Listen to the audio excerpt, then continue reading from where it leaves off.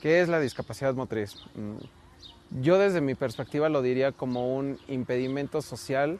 Para mí siento que es algo que te impide hacer diversas actividades. Un limitante físico que tienen algunas personas, este puede ser de nacimiento o por causa de algún accidente durante la vida. Bueno, pues creo la discapacidad motriz es cuando no puedes mover o te falta poder mover un pie, una pierna, algo. ¿Qué es la discapacidad motriz?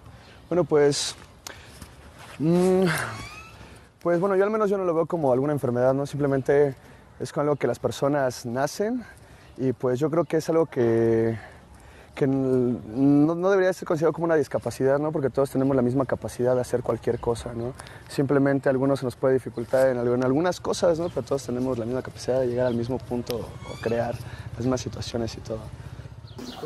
Sí, he visto que sufren muchísimo, que en algunas partes que sí tienen pues la infraestructura necesaria para que se trasladen, no sufren tanto, pero como la mayor parte de la ciudad no la posee, sufren bastante.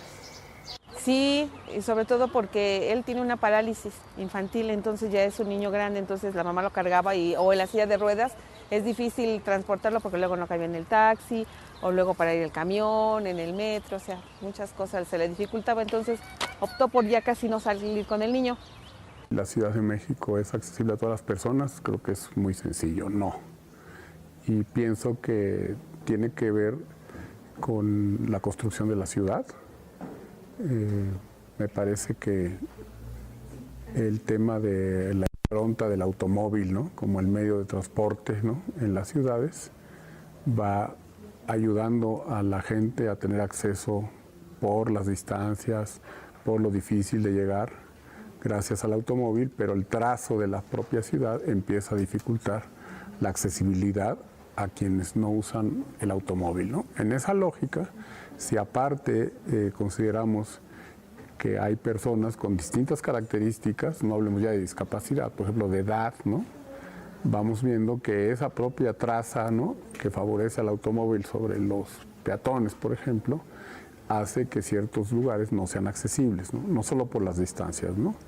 Me parece que la historia de nuestra ciudad, que yo soy de la Ciudad de México, pues un primer, digamos, un hito en ese sentido son los ejes viales, ¿no? Son avenidas muy anchas para que circularan mejor los coches, pero hacen que, por ejemplo, para cierta persona atravesar, ¿no? Un eje vial como Lázaro Cárdenas o como Río Tíber, dependiendo de la edad, se vuelve algo muy arriesgado, ¿no? Por ejemplo, ¿no? Lo que nosotros creemos que afecta muchísimo a los peatones con discapacidad y en general a las personas con discapacidad es sobre todo la infraestructura, ¿no? La infraestructura limita a las personas a salir a la calle, el que las personas, por ejemplo, puedan cruzar una calle. Por ejemplo, otro de nuestros proyectos es una campaña para socializar el hecho de que los puentes, normalmente conocidos como peatonales, no están hechos para los peatones. En realidad, de origen, los puentes fueron construidos para hacer el tránsito de los vehículos automotores mucho más fácil, y entonces esto supone una barrera para las personas, ¿no? Y mucho más para una persona con discapacidad. La Ciudad de México, en comparación a otras del país, tiene mucho mayor dificultad para la movilidad, digamos que es por las distancias, por el volumen de gente, ¿no?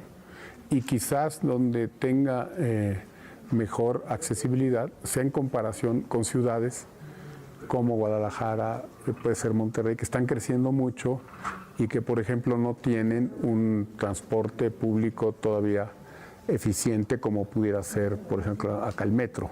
Pues que he observado que, por ejemplo, en el sistema de transporte metro, pues no hay, los elevadores no sirven, que se supone que existen para que las personas pues personas con discapacidad o sillas de ruedas pues puedan transbordar o que sea mucho más fácil pues el viaje, ¿no? La ciudad, que pues yo creo que no está preparada para este tipo de personas con esta problemática. La sociedad y el cómo está construida la ciudad les imposibilita por completo su existencia en la ciudad misma, ¿no?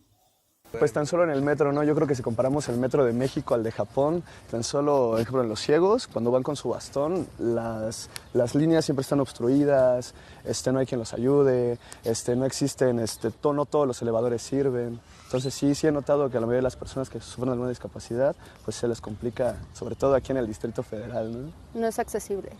Hay limitantes para las personas que sufren esa discapacidad motriz. No solamente en el transporte público, lo podemos ver también en los museos, en ciertos lugares como las plazas comerciales que se construyeron quizás hace 40 años. La gente no lo respeta y las pocas, yo creo que rampas o cosas que hay, la gente las obstruye, ¿no? No somos conscientes de los demás. También de la ciudadanía donde discrimina. Entonces es muy complejo decir quién tiene la culpa, porque pues tal vez una gente con valores dice, bueno, está bien, pues hay que ayudarlos. Pero otra gente dice, no merece estar aquí tan solo porque es discapacitado. O sea, realmente creo que hablar de eso es muy complejo, pero a veces la ciudadanía, al no enseñar valores de que ellos son como nosotros, iguales, no porque no pueden caminar, van a ser menos que otros. Ahora es más fácil escuchar el tema de discapacidades de diferentes disciplinas, es decir, en derechos humanos, en legislación, en diseño, entre otras. Y sí ha habido cambios. Antes se hablaba de minusválidos, los discapacitados, incluso en el lenguaje. O sea, podemos ir notando un cambio y pequeñitas cosas, como yo le digo a mis alumnos, el que haya lugares reservados, no exclusivos, porque yo no estoy muy de acuerdo en segregar o que sean lugares exclusivos, pero sí preferentes o que puedan ser utilizados por todos. Bueno, los principales cambios que yo he notado de manera personal de 20 años para acá con respecto a la accesibilidad de personas con problemas motrices es las banquetas cada vez más están teniendo pues, las rampas para subir y bajar en las esquinas, aunque pues, volvemos a lo mismo, ¿no? Los coches se estacionan en batería y obstruyen el paso y pues bueno, muchas veces nos obliga a bajarnos por la banqueta para poder pues seguir transitando hacia donde vamos. Pero en el momento en el que se entiende que no solo la discapacidad no está en la persona, sino está en las barreras que el entorno le da o que el entorno le impone, entonces la discapacidad es un elemento que se crea y que podemos cambiar. En el que la discapacidad tiene que ver con en el momento en el que la persona con deficiencia, con alguna deficiencia, interactúa con el entorno, es que se crea esa discapacidad. Entonces, cuando se entiende que es una cuestión de construcción social, tanto de cuestión de actitudes de las personas como de cómo estamos haciendo la ciudad, los espacios, los edificios, los mismos muebles, las herramientas, se entiende que se puede, con el diseño de políticas públicas, podemos incidir en que cómo se generan estos entornos, estas actitudes, estos espacios y entonces ir hacia la inclusión. Pero no es que las personas con discapacidad tengan diferentes derechos que las personas que no la tenemos, sino simplemente lo que se hace es que hay ciertos ajustes razonables que se requieren para que una persona con discapacidad y sin discapacidad en igualdad de condiciones puedan acceder a esos derechos, ya sea a la educación, a la salud, al deporte, a los espacios públicos, a la ciudad, a la movilidad. Hay zonas y de hecho pues la gente que habita en esas mismas que es mucho más consciente de respetar un espacio, de inclusive ayudar a alguna persona que en algún momento pudiera necesitarlo. Hablemos de que en el entendido de que la discapacidad es muy extensa, pero nos enfoquemos más a la discapacidad motriz en este caso. Es bastante buena, pero aún deficiente, ¿no? Ha mejorado muchísimo, se han dado avances, abismales en lo que es infraestructura, pero dentro del primer cuadro. El primer cuadro que es todo el centro histórico, porque si nos vamos hacia las colonias, yendo hacia los barrios, sigue siendo todavía como como un poco la misma arquitectura que teníamos hace años. Justo, si vamos en el pasado, vaya, la ciudad no se creó en ninguno de sus puntos para ser accesible. O sea, no hubo un momento en el que dijeron, cuando creemos Tenochtitlán va a ser accesible. Pues no, yo creo que era más accesible a lo mejor en la antigüedad que en la actualidad. Porque hay lugares más accesibles que otros y la ciudad no fue creada para ser accesible, porque obviamente teníamos que empezar por algún lado, ¿no? ¿Por dónde se empezó? Por el centro de la Ciudad de México. A partir del 2005-2006, que fue esa administración en la que empezó todo esto del Corredor Regina, hay un plan integral de rehabilitación del centro histórico en el que se plantean corredores que conecten los diferentes puntos de uso principal, por así decirlo, o de también turístico, porque además la accesibilidad no solamente es como para usarlo cotidianamente, también tiene que ver con el impulso de que alguien extranjero con discapacidad conozca la ciudad. Entonces, ¿qué es lo que tenemos que mostrar primero? Pues el centro histórico. El centro histórico tiene un plan de manejo. Todas estas rehabilitaciones que existen y que han sido en diferentes épocas, ¿por qué además empezamos en Regina y el corredor Alhóndiga? Esas son las zonas de uso habitacional, las zonas que además tenían el mismo derecho de ser intervenidas que las zonas financieras, ¿no? O sea, Madero fue ya posterior a eso. Primero fue Regina, primero fue el corredor Alhóndiga, porque además esas zonas son zonas vivas, son zonas en las que se vio la oportunidad de poder generar estos corredores peatonales que además hicieron una dinámica diferente en la zona, ¿no? Potenciaron el comercio, potenciaron la convivencia, crearon comunidad, y entonces esto ayudó a demostrar que era importante implementar ese plan completo. No quiere decir que no va a entrar ningún vehículo ya en ningún momento, no, sino simplemente es aprender a convivir los diferentes modalidades, ya sea peatón, sea ciclista, sea vehículo, ¿no? Pero además no solamente son para el peatón que camina en dos piernas, ¿no? Con dos pies, es para el peatón en toda su diversidad de diversidad funcional, también le llamamos, ¿no? Ya así uses silla de ruedas, muletas, andadera. Tú puedes andar por esos corredores y es el espacio más democrático que se ha podido lograr, ¿no? El espacio público se está haciendo un espacio realmente democrático con estas intervenciones, ¿no?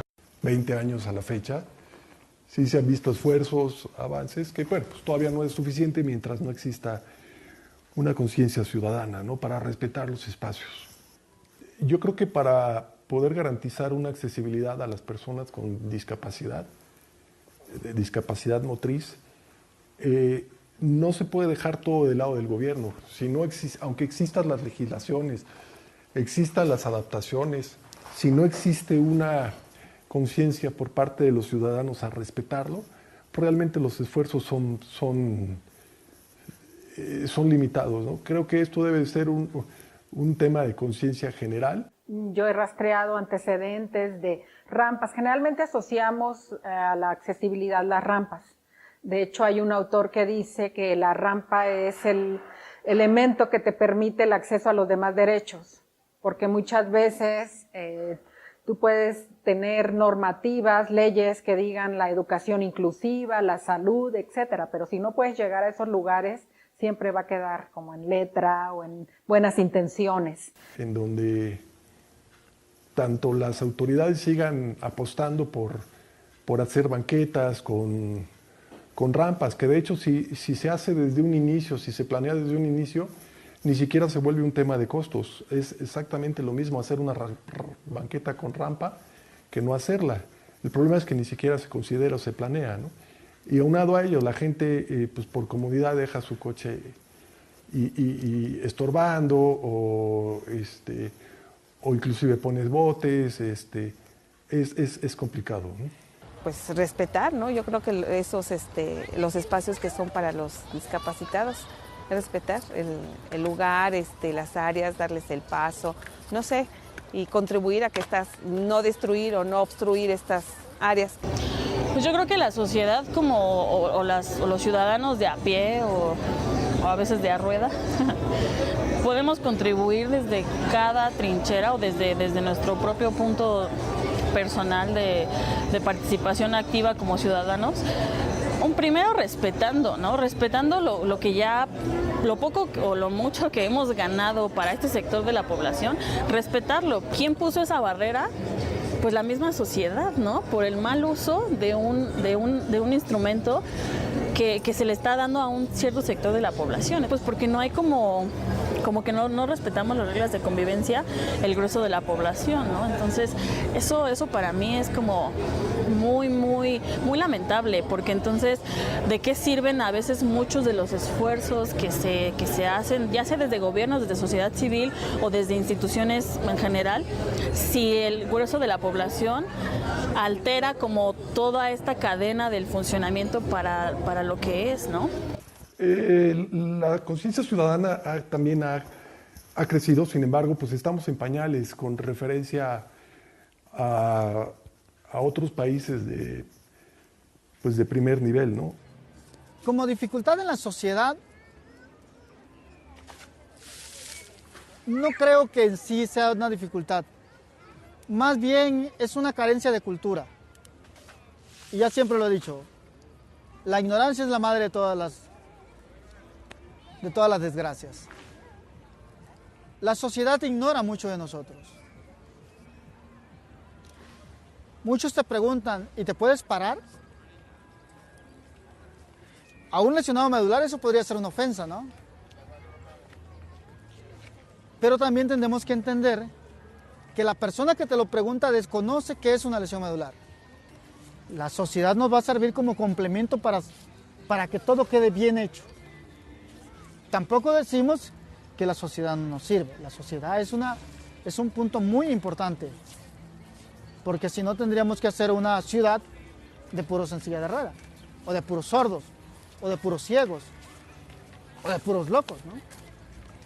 Entonces tenemos que hacer una sociedad donde converjamos todos y seamos parte de esa unidad, pero tomando en cuenta en que necesitamos desarrollar nuestras capacidades y habilidades nosotros mismos. Nada de nosotros sin nosotros. Todo tenemos que estar.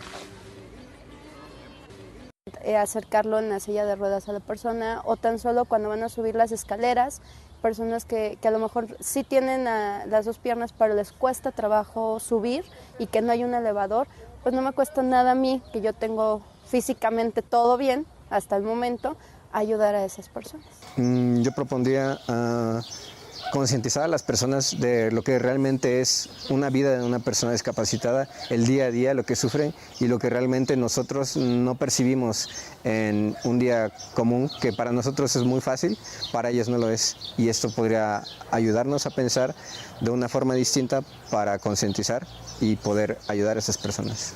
Pues tendríamos que empezar a ser un poquito más empáticos, ¿no? Ver que si hay una persona que tiene alguna dificultad, a lo mejor ayudarle, porque a veces no le tendemos la mano, no solamente dificultad en silla de ruedas, sino también tenemos a personas que tienen una discapacidad visual y a veces ni siquiera les ayudamos, ¿no? Y luego las personas pues ahí andan, y entonces pues sí tendríamos que ser un poquito más empáticos en esa situación, de pues, ayudarles, echarles una mano. La verdad es que la discapacidad no es un problema al final de cuentas, de nadie. Es un problema que existe y tenemos que resolverlo primero las personas con discapacidad, porque es algo que siempre he creído. La sociedad puede venir y decirme, te empujo, te empujo la silla. Y yo le digo, no, gracias, no necesito que me empujes.